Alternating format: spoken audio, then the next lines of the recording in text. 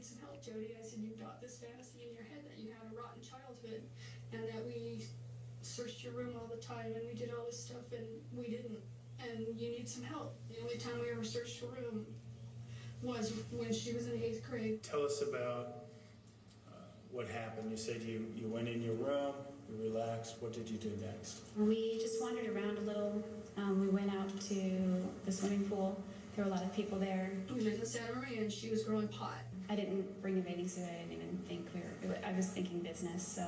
And we were getting ready to move and couldn't find my Tupperware container. She had them on the roof.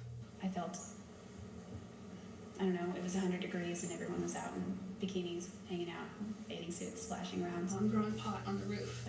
I felt awkward. I was just standing there in my business clothes, you know. And so we called the police and turned her in and wanted something done, you know, to scare her and whatever. I was getting introduced to a lot of people. I couldn't really keep track of everyone. There were a lot of names. That's the only time I have ever in my whole life searched a room.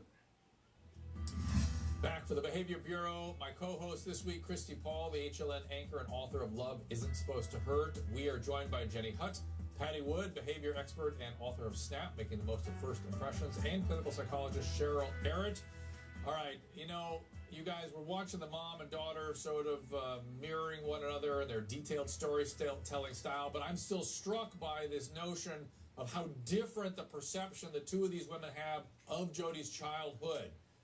Patti, start with you. Whom do you believe and why the big distortion on Jodi part? Well, what's interesting, during the testimony when Jodi was actually talking about her mother, there was a lot of what is called a tongue cleanse and lots of clicking that indicate her mother is distasteful to her. And she said this when she was on the stand. Interesting. And Cheryl, distortion? Unbelievable.